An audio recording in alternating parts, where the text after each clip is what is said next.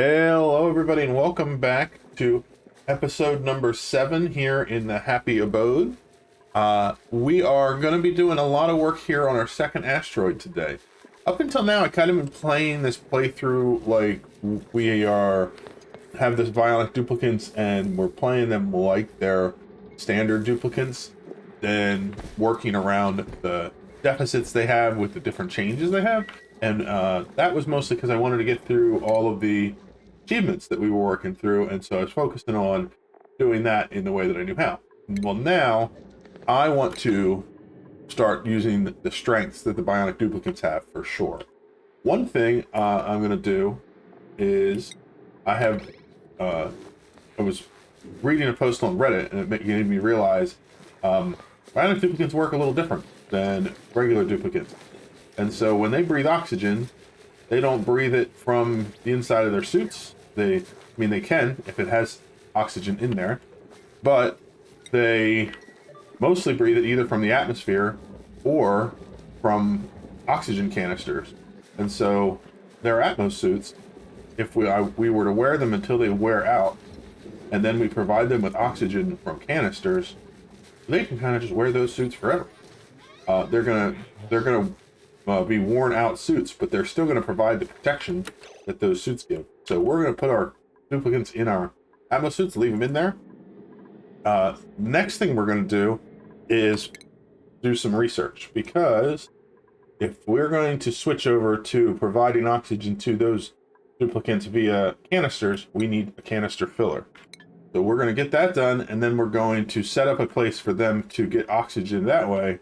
And then we don't have to worry about bringing oxygen into the area here. We just have to put it into the canister fillers, and that will provide them with a good source of oxygen.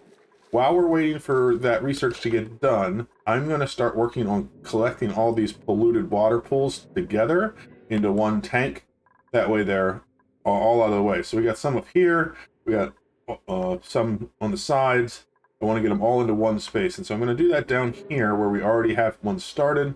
And I think the first one will just knock down this wall to get all of this to flow down here, and we'll probably clean this up a little bit to make this one big tank full of polluted water at the bottom. Then we're going to also need to do some areas around here where we are making some spaces for it to drop down in and flow across. So I did a couple of things.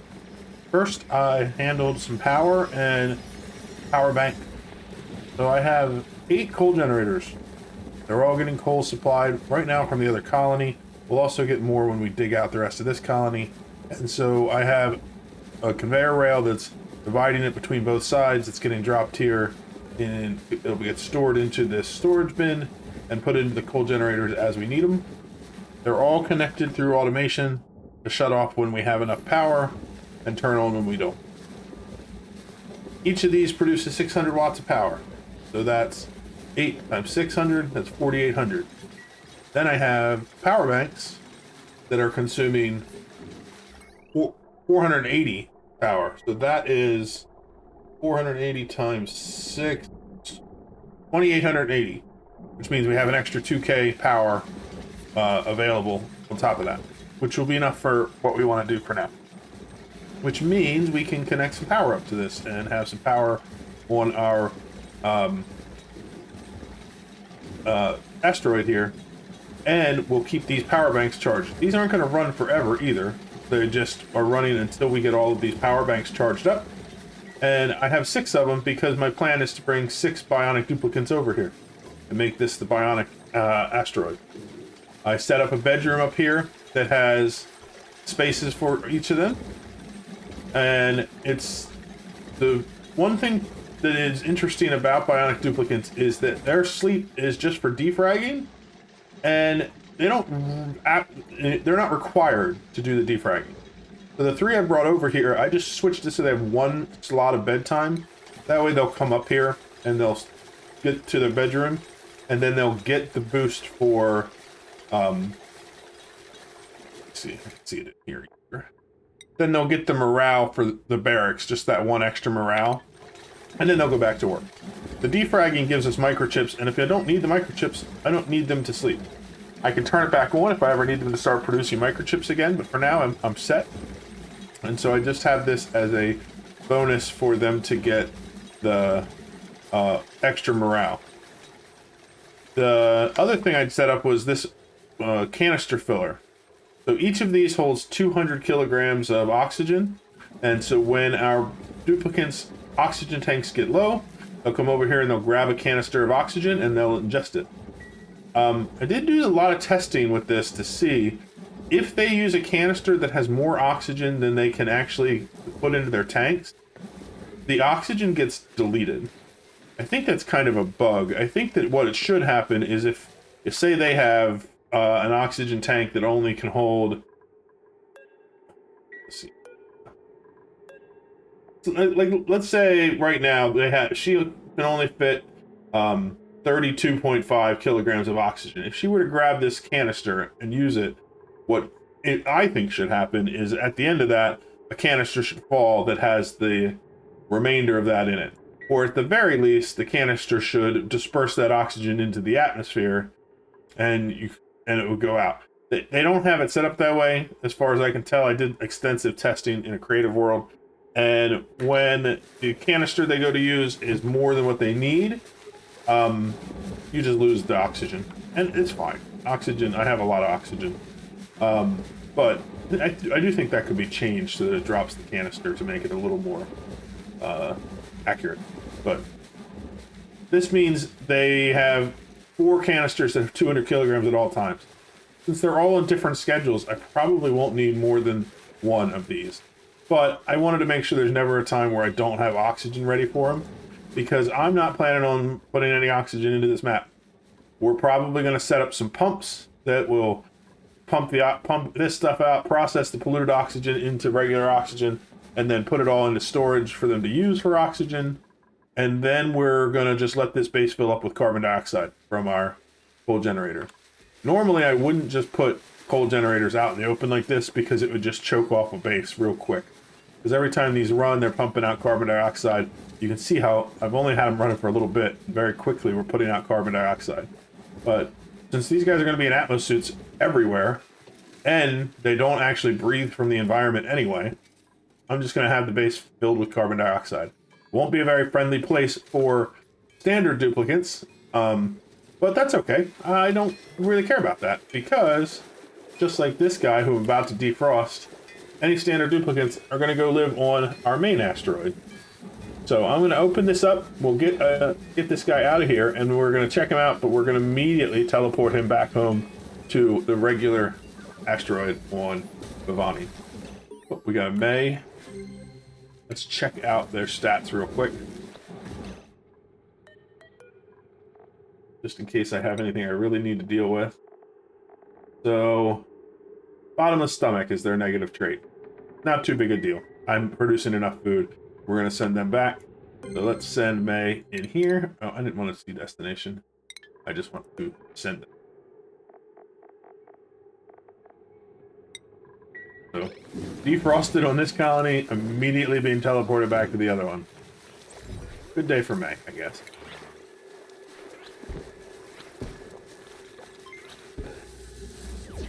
Over on the first colony, I think I have space for them to have a bed. Let's check. Yeah, I have extra beds, that's right. And for the schedule, I want to just make sure that May goes immediately onto a schedule that is in downtime or bedtime, just to make sure. So I'm going to put her on schedule 1. And let's see, one of these guys can bump to schedule 3. That way, I just want her to immediately come up here and get inside the base to get to a bed. That way, she's not out in an atmo suit without me paying attention. And then she can just join the regular colony there. She's probably going to be a little slow, not be able to get much done until she levels up and stuff. And I could probably set up a gym for her if we get to the point where we need that. But there's not much going on over there right now, so I think she will be okay. We'll keep an eye on her. So now we have power handled here. We have oxygen handled here in a unique way, and we have all of our bionic duplicates in atmo suits. I'm going to keep bringing over the rest of my bionic team. So I just need to wait for this to recharge, and then we have 3 more total that we need to bring over. but it's time for us to use these duplicates to start just kind of coring out the map and stuff. The big project I want to work on that I'm going to focus on first is coming down here and coring out down here where this oil is. I want to collect all this oil up together and then evaluate these reservoirs so I can figure out exactly how I'm going to handle getting as much oil out of this place as I can. We have oil here, but we don't have a lot of water here, so I may need to bring water over from the main asteroid for now, but I have to do some math on that, make sure I have enough to keep producing the oxygen that we need, because the water on the first colony is also supporting all the oxygen for both colonies. So getting this all dug out so we can see everything, know what geysers we have, know what reservoirs we have is the first step. Made some progress. I have Eduardo teleporting over to the second asteroid here. He is the last of our bionic duplicates being moved over to Gorgora. And so I just want to check his schedule real quick and set him so that he has just the one diamond. This has been working pretty well. If we look at our duplicates and their morale. Oh, actually, no, they're not getting the barrack. Maybe it's because I'm doing some digging. I think I'm going to increase that to 2 slots just to make sure they make it into the barrack and get their morale. What I've been working on is starting to clean things out. I decided I'm going to leave this up here. I gave that to Chip. It was the health one. I'm not sure. I don't remember what it's called. But we're building a ceiling here to keep the asteroid impacts from impacting us and to keep the gases from escaping. And we're just slowly going through and working our way down, digging everything out. I'm also down here digging into the oil biome. I got some water down here I'm going to have to deal with, which is fine. While we were doing that, we were also working on the second colony on doing the same up here. So we're working out, digging out all the areas. I left a little straggler here. I got to dig up to, or ladder up to get it. And we're just basically working our way across. And whenever they get to the end, I go through and make another pass, digging it down farther. I think this time I'm just going to do, like bring this down even, just to make it easier on me going forward. I'll just flatten this out until it's flat, and then we'll work our way across. So we're just coring everything out. Eventually we'll collect it all together, and we'll be good to go with all that. Our water down here got finished being pumped out, so I removed the pump here, and now we're using the water from the cool slush and the cool salt slush. And those are pretty much evened out on temperature. They're a little lower than this one, but that's fine. When we get proper coolant, like super coolant down the road, we can make that go. Oh, I left it on too. I keep forgetting to turn those off. Causing me issues. I'm gonna have to get in there and clean that up too. We can do some work here, probably removing the bioduplicate stuff, because I'm planning on just keeping them on the second colony. So we don't really need the gunk extractor and apothecary and this bedroom here. But I'm going to wait a little while, and then I'm going to design a proper setup for the standard duplicates here. We now have 15 of them on this colony, and we have the 6 over here that are all bionic. We're going to start focusing, now that we have them all over here, really digging into the oil biome. I want to get all of this cored out so I can get to all of these reservoirs and get all that oil collected together. I'm also going to set up a place for the slicksters to go, and we can have them use up some of this carbon dioxide, produces a little more oil, and just keep them alive so I can use them later. So a lot more digging to do, but we're getting there.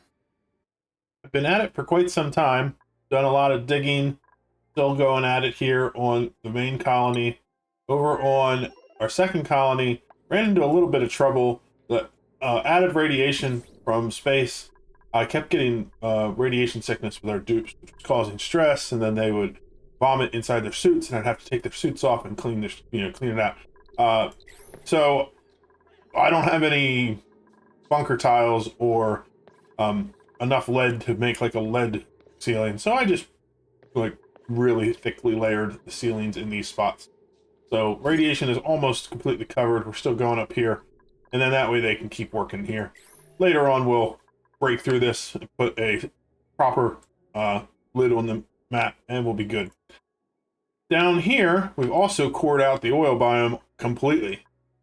Got everything down to the bottom. I'm not going to go any deeper because we're hitting neutronium at certain spots. I might go up down to get some of the metals and stuff at some point, but for now, we're good. So all the oil we had kind of got pulled over here. Slicksters are down here. I think I'm not going to worry about the slicksters because I just don't really want to deal with them. They don't really provide you with that much. So we're just going to let them go. And they'll keep making oil until they die off, but that's fine. Next step is to get more oil because I need more oil than this to work with. So what we're going to do, we're finishing up the research for the oil well. And then we're going to start with this oil reservoir here because it's the most convenient one. And we'll tap into that, and we need to put some water into it. So while we're finishing the research, I'm going to work on down in here, setting up a system to clean this polluted water into water for our oil well. So we're just going to put that there, and then we're going to have a pipe come up from it. We're going to connect to this pipe that we had for when we drained the water out of there. So then the next part of this that we need is to refine, using a sieve, to turn that polluted water into regular water. So we'll just do it like this, and like this. Disconnect here and here. And then we need to get power down to these guys, and we're doing okay with power. I did try something different with power this time. I saw somebody make a tip that I didn't realize you could do, and that's that I always set up using conductive wire, and then I set up a large power transformer. And then I have problems where sometimes I go over it and I get short circuits. But if you use a small power transformer, then your potential load, and I'll demonstrate it here real quick. Potential load is not, the power available is only 1,000. So even though your potential load is 2,000, you're only ever going to get 1,000 on this line. But if you just connect 2 of these, now we can run 2,000 watts through this line, but only 2,000 watts. So we can't ever short circuit on this line. We can, however, overload it so that we get a brownout, but I'd much rather have a brownout than have to go and repair wire. So we're going to do that there.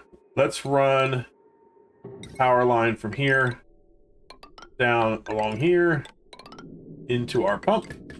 And so that'll pump the polluted water into here. If it gets to the point where it gets to the water, that'll be fine too, because water can pass right through the sieve. And then it'll pass on through with regular water all the way down to here. And then what we're going to do is use that water to run into the oil well, which will get us more oil, which we can put into our tank. And we'll get that built once we have the research here done. I also need to put something around it because it's going to produce natural gas. And we'll set up a pump for that. And we can use the natural gas for some more power, but also to produce some more water. And we'll have to play around with it and see just how much we're going to need in order to make something that's renewable. We may need to figure out a different way to get water for this asteroid, because I don't know if that's going to produce enough to keep up with it. Should, if we turn the oil into petroleum. But I also don't really have a heat source on this asteroid, so I'll have to give that some thought and see if I can't figure out a way to get enough heat to create a petroleum boiler without a magma source, which I've never done before, but I'm sure I can think of a way. I've gotten most of our oil well set up now that we've gotten the research done, and I'm using a pretty standard build that I always do, where I just have the oil well, I raise it up above the oil so the oil can collect underneath. The pump doesn't pump the oil out until we get a certain level in here. That way we continue to keep the oil there, and then it can continue to go, and if it gets too high, it flows out of the system down here into the oil outside of it. I'll probably tweak it for what we need, but for now I just want to get it running. So I have the water up there being made, and I'm connecting a pipe that goes to here. It's going to go through, and I'll have some radiant pipe to exchange some heat, and it will keep the oil cooled down that comes out. I'm not quite sure with the temperatures. It's been a long time since I set this up, so I'm probably missing some things. I did put a diamond shift plate right where the oil comes out, hopefully to balance the temperatures out. But we'll see. We'll probably have some steam we need to deal with and all of that. But first, before we get this water connected, I need to get this gas pump turned on so I can get this carbon dioxide out of here. Because the goal is to get this to be a vacuum first. That way when we turn this on, it will give us natural gas, and then we can use that natural gas to generate some power and get some water back. And then probably we'll sit down and figure out math on this, figure out how much water we get from that process and the oil process. I'm not sure what I'm going to do with the oil yet. I think that probably the easiest way is to ship the oil back to the main colony where I do have magma and magma sources, because I have volcanoes down here, to set up a boiler and create petroleum, and then I can ship the petroleum back to make power, or I can, lots of different ways I could do it. So we'll do some thought on that after we get this up. But for now, I just want to get some oil production going, because I'm just going to use the oil to start making steel. And I could probably do it with the small amount of oil I have, but I figured I'd get at least some oil made using the polluted water that we have here. We'll convert this to water and get it pumped in there. That way we can get a decent amount of oil. And then basically all we're going to use this oil for is a heat sink. We're going to set up a metal refinery, and we're going to use the oil to process through it to make some steel. And the first couple tons of steel is always kind of rough to do, but once you get a couple tons of steel and some plastic, then you can set up your first cooling system and start producing steel in a cooled, controlled environment. And then from there, it's just a matter of collecting all the resources and processing to grow bigger and bigger and bigger. So we're going to get this finished up, and before I accidentally turn this on, I'm going to cut this water line. I'm going to let them build everything, but I want to make sure all of this carbon dioxide is out before I turn anything on. Looks like it actually might already be almost there. There was very little down here. There's very little gas in this map at all, because I'm not pumping any gases into the map. I'm just pumping gas into the canisters. We may actually run into some problems with that down the road with heat transfer and stuff like that, but we'll figure that out. We have different options now to do that. We can either fill the place with carbon dioxide like we were talking about with just running our power equipment open, or we can use what are they called? Induction panels, so that we can cool things in a vacuum. A lot of different options. We'll see how things go. Trying to make the place an actual vacuum would be difficult, because I did try to do that in the last playthrough. I kept trying to work on it, and the space just doesn't eat the gas fast enough. And as soon as you leak just a tiny bit of gas into the large area of your base, it spreads to fill the whole thing back up, and then you're just stuck cleaning it out again, and it's no fun at all. So looks like this is almost done. I get these last two tiles down here. I can put the metal tiles back in here. This is done pumping out all of the carbon dioxide. I didn't think it would take long. And then we're going to disconnect that, or deconstruct this gas vent, and then we'll have this line where we can run this off to wherever we're going to set up some natural gas. I will probably do it somewhere up here, just because this is where the polluted water already is, and then I can just drain it directly into the same system rather than having to do it. So probably I'll just do it right above here. I'll put a couple of natural gas generators once we have some natural gas to deal with. But for now, this system will run. It'll fill this room with natural gas, and it can overpressurize the natural gas all at once. This will still keep running, and so we can just keep dumping water into this oil well and getting oil out. So let's put in these last 2 tiles. They're going to go around and do all this construction, and then we'll fire this up. We got water flowing into the oil well. It's producing oil. Everything's working great. I was playing around with this because I remember the last time I used this, what I had tried to do was limit the amount of water going in because the oil well only needs 1 kilogram per second of water. And so if I limit it to 1 kilogram per second of water, then I don't have to worry about the water turning to steam because it's only 10% of the pipe. The problem I had in the past was when the back pressure in the oil well gets high to the point where it needs to be emptied, if somebody didn't get here to empty it right away, the water would continue to flow and fill up this pipe. And then that would mean it would sit in the pipe and it would get too hot and then it would turn to steam. Because it would back up and it would create more than 1 kilogram in the pipe, which means that it can turn to steam and then fracture. So what I'm thinking to do this time is I'm putting a bridge over here that's going to be past where this entry is, and then I'm going to run a pipe back up to our water source to vent it back in. So when the water comes through, if this is running, it goes in, it creates oil. And if this is backed up and somebody hasn't been here to service it, or while they're servicing it, then the water will just jump across the bridge and continue to flow as 1 kilogram packets until it gets to here and drop back into our pool of water. I don't know if it's going to work, but I think it would work. I don't see any reason why it wouldn't work. And so what I'm going to do is I'm going to let that go, and we're going to try it and see how it goes. And if that works, then we can do that with our pipe. We can have the pipe come in, and for each oil well we set up, we can just do 1 kilogram going into it, and then have that 1 kilogram flow back out. Now that could get really tedious, as in because the line, we would have multiple lines going back to a tank, but we could work that out, I'm sure. And we could keep the pipes from breaking that way. It's worth experimenting anyway. For now, we're just going to keep feeding water in here. This is going to run, and it's going to produce us 3,333 kilograms per second of oil, which means this is going to fill up pretty quick. We're going to start pumping oil down in here, and that way we can build up a back supply of crude oil. And hopefully we won't have anything break as far as the water.